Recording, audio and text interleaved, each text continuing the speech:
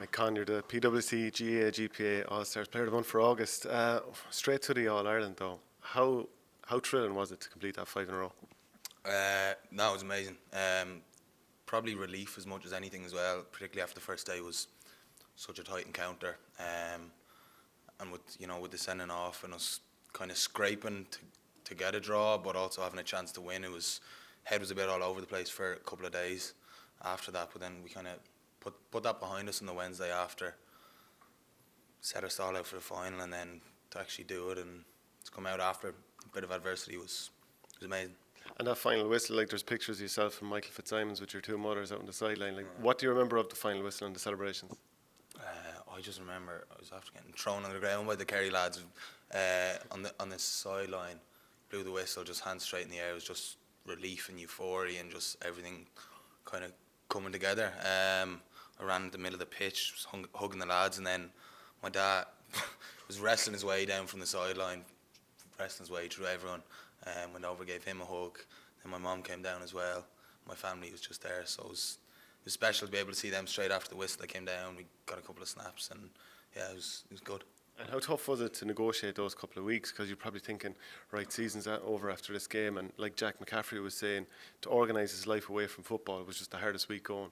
Yeah, there was 9 of us from the team with a week booked, or a weekend in Berlin booked, music festival over there, and last couple of days, as you say, before the match, you're just expecting that'll be it. There'll be a result here, win or lose, something. There'll be a result anyway, and then kind of have to reset. It's those 2-3 days after really tough after the game, and a bit low for a couple of days after. But then once kind of regrouped together, it was good. Colin, what about the actual ins and outs of changes? Like, were there periods in the first game where you thought, geez, this might be slipping away from us? Yes, and in the second game as well. Like, in fairness to Kerry, we went 5-1 up, and we looked like we were going really strong, and they came back at us really hard, got into half time, and we were playing some of the best football we've played all year, and we were still only drawn, and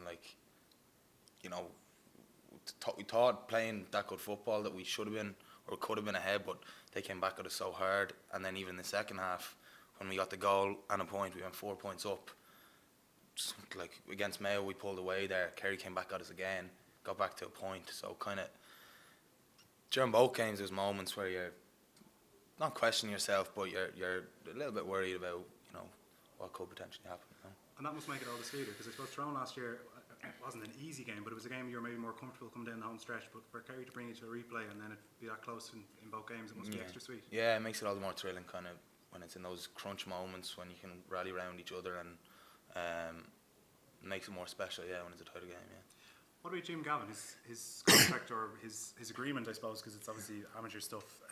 His agreement with Dublin GAA is until the end of the 2021 season. Was there any sense afterwards that he's maybe reconsidering what he's doing, or any sense of it being a particularly special goodbye after the final when the group goes its separate ways for that period? No, there's nothing to suggest that anyway.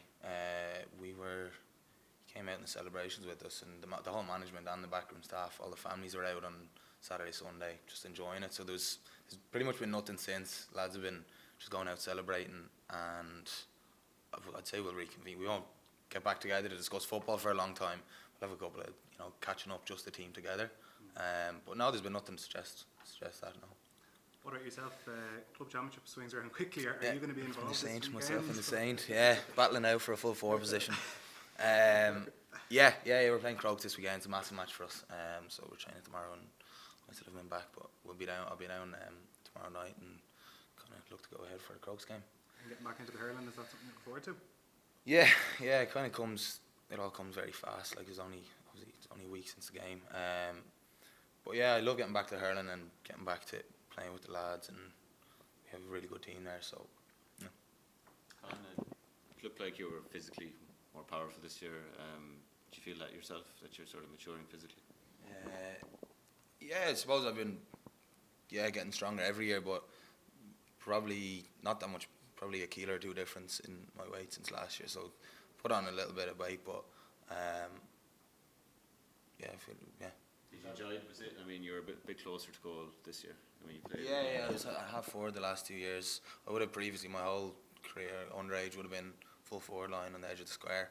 And then in 2017 I started playing centre forward for Dublin, and I was there 2018 as well. And I was switching inside and out with Kieran, but this year myself and Mannion kind of stayed higher up the pitch. And yeah, it's going back to what I used to do, which is get the ball and got my man closer to goal, so enjoyed it. Is your mentality when you get the ball always to first consideration, is there a goal on here?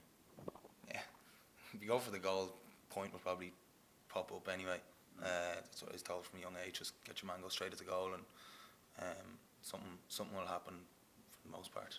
Colin, that extra bit of weight, is that something you deliberately looked for, or it just happened naturally? No, it was just a good bit of hard work. I think this year was the first year I had to have a league campaign with Dublin, because we were knocked out with Cuala. So I kind of got a bit more time to just work on all aspects of my game, and Jim was obviously part of that, so it wasn't a massive intention, no. The army haircut this year. Can you tell us how that came about? And I know the answer, so you better tell the truth. When was it? It was in May or something. Just finished my exams for college. All my mates were going to America, so I had to do something. Let my brother get a razor out, shave my head, and it was absolutely in bits. So he did his best job. Actually, my two brothers did their best job at ruining my hair, and then went to the barbers, got it chopped, and yeah, kept it going. There were a few Dublin lads with tiny haircuts this year, wasn't there? Mannion followed me, then Smalley, and Paddy Small is the latest edition. He got it done the other day, so there's a couple of us. Have you finished college? I finished my undergrad. Yeah, I started masters last week, or two weeks ago. I started masters. Yeah, and it's in accounting in Smurfit.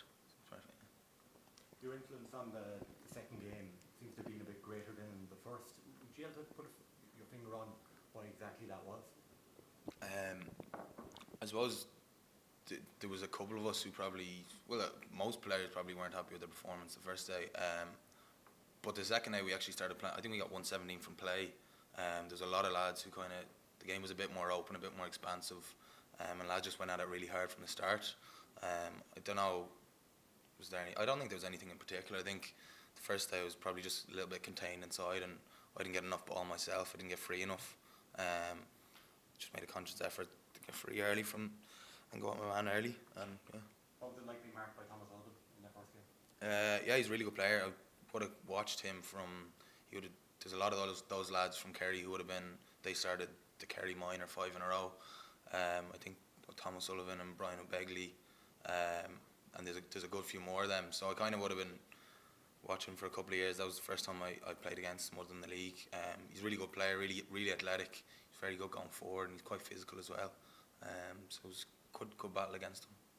I feel that you're still on an upward curve with Stapleton, because it seems that the younger guys are now taking more of an ownership. There's a generation that have won the 5 in a row, but the younger guys are coming through now, seem to be becoming more and more the leaders. Yeah, I suppose that's the natural way. Probably if a team is going to be successful, you kind of have to bleed. Well, you kind of have to bleed young lads and trust that they will kind of take that leadership role or grow into that leadership role. And I think it's kind of a natural thing that has been happening for the last couple of years. You know, it's not like it's a natural thing. We have a lot of young lads coming through, even like Padder O'Cuffig, he's been flying in midfield. Brian Howard's obviously a massive leader this year. Merch has been there before, but yeah, there's a strong kind of presence from the younger lads as well. Have you compared the lad who came in when there's so many legends in the dressing room, compare yourself now to then? Are you more confident in that dressing room to say a thing or two? Yeah. Kind of when you come in 2016, you come in kind of with stars in your eyes, looking at Dermot Connolly and Bernard Brogue and these lads you've been watching them for 10 years, kind of. But you kind of have to get out of that mindset as soon as you get in the team. You can't be a fan playing for a team. You have to get away I find I had to get away from that anyway, and just kind of trust yourself what you've got. I heard someone, I don't know which former Dublin player was, that they remember one of your earlier training sessions. You absolutely buried Paul Flynn, who's here, and they reckoned, this kid will do okay. Do you remember that moment? No. James McCarthy took one time. I gave him one. I was proud of that one. There's been a lot of talk since the 5 in a row, this notion again of Dublin should be split or whatever. Do you imagine yourself ever playing for South Dublin, say, against North Dublin? No. No, I don't think so. You don't see it happening? Well, it's not for me to decide, but no, I don't think so. busy weekend between the men's and the women's as well, and there was couples that had All Irelands riding on them. So did that give a logistical sort of strangeness to it? No, it was actually grand. Yeah, my girlfriend plays and Dean's girlfriend plays for the ladies team as well. But that was grand. We were able to prepare together for the matches, and after we were able to celebrate, so it was nice. Yeah. Normally one of us are celebrating while the other's in bed at 10 o'clock, so it was actually nice to be able to celebrate with them. Yeah, because Niamh McAvoy was saying she wouldn't even go to the men's final to watch Dean because it would interrupt her routine. She'd be too nervous. Did Aoife? Oh yeah, she's the same. Yeah, I don't think any of them went there, but probably would have been the same for us. Like you have to be selfish yourself at times, and if it's your game, you know, it's the biggest game of the year for you. You have to be selfish and take that time to yourself. And she played well. Yeah, she played well. Yeah, it was a good win for them. Yeah. The way Kerry played you, and I suppose it's the way we've seen Mayo go for man on man, and it's more in trend for a neutral to watch. But for a player to be involved in, is it you've come up against packed defences as well? Do you enjoy it more, that man on man sort of? I suppose you're gonna have to look at them independent. Like, it's very satisfying playing against a like set defense or a packed defense and being able to break that down, even though it's not as enjoyable to watch. Obviously, to be able to break that down is like it's a challenge and it's very satisfying. But yeah, obviously man to man is what you've been doing since you're 5 years old, and it's kind of what you want to be doing the whole time. That's what the fours want anyway. Did it go against Lee Keegan especially mean a lot to you, because Lee Keegan is sort of the number one man marker in the country? Yeah, he's a great player. Yeah, it looked like he had a little word in his ear on the way back out. No, he's massive. He's a massive player for them, and he has been for however many years. But yeah, he's a really good player. But is it personally satisfying for a forward, like when you're up against the marquee defender? Yeah, I suppose the bigger the challenge, the sweeter it'll be. If, like as you said, against Kerry, bigger the challenge, the sweeter it is when you win. Kind of, it's higher stakes, but it's better when you actually do win. But yeah. Just a different one. You obviously worked under John Divley in UCD a fair bit. He's been linked with the Galway job. How do you enjoy working under him, I suppose? Or John's brilliant. Yeah, he's our club manager, or he's been involved with Cuala as well. So, and he's still involved in UCD. I'll be very close to John. I think he's really good, really passionate man. Really knows his stuff about the game as well. Obviously, haven't played for so long, but yeah, he's someone of massive respect for right now. Yeah. What does he bring that others don't? I suppose the way he looks at the game, he's massive. He does massive amounts of work by himself, but letting players drive it as well. He kind of puts the onus on players, particularly with UCD. There's a lot of strong players there, and he puts the onus. He makes them drive it on. But yeah. You touched upon it earlier on a little bit, but in terms of preparing for such a big game like the final, and then the replay comes along, do you try and do the exact same stuff you did preparing for the previous game? Do you try and change it up, or what was your mindset going on? No. I would have felt if you try to do the same thing again, if it didn't work the first day, it's not going to work the second day. Okay. So it's just about finding those little areas. It's not massive improvements. You weren't going to change everything, but it's about finding those little areas, those 1 or 2 percenters where you can get a little edge and keep doing the stuff that you did well. But yeah, I think we had to change it up a little bit. Yeah. Can I ask you, it's a kind of a random one, but about Matty Kenny. I remember when you were playing with Cuala and you went down to Eilert and lost or went down to Carlow and lost the Leinster final to Eilert, and then obviously came back the next couple of years, and we know what happened in those 2 years. How confident would you be that Matty Kenny can bring the Dublin hurlers on now that he's committed to them for another season after, I suppose, what he would probably consider a disappointing defeat to Laois in the game? Matty put in, I suppose he kind of set the foundation for Cuala's success over the last couple of years. There's obviously a really good playing bunch, but he did massive work. Everyone really loved playing for him. And I suppose the hurlers this year, I remember watching the Galway matches out there with my family, and it was amazing that day they beat Galway, knocked them out, thinking that they'd be in a Leinster final and possibly only a couple of matches away from an All-Ireland final. And the hurling was so open this year that they could have been, and then obviously they were expected to beat Laois, but I think they'll probably learn a lot. They know that they're able to beat the big teams, but they'll kind of learn a couple of lessons from the Laois game as well. And how much is Matty Kenny the kind of person that would take a defeat like that? I know obviously he had to take time to consider whether he was coming back, but to take that and for himself take learnings to bring to a team like he did with Cuala, like he might do with Dublin. Yeah, I felt the game we lost in 2016 stood to us massively. If we kind of got over the line there, we mightn't have been successful. Actually, we were probably a more complete team having lost the first game. So hopefully that's the case with the hurlers, because favourite moment from the celebrations over the past 5 years? Yeah, it was probably with my family in the stand straight after the match. You know, they're the most special times, and it's amazing to see them so happy for you and so proud of you. How big influence has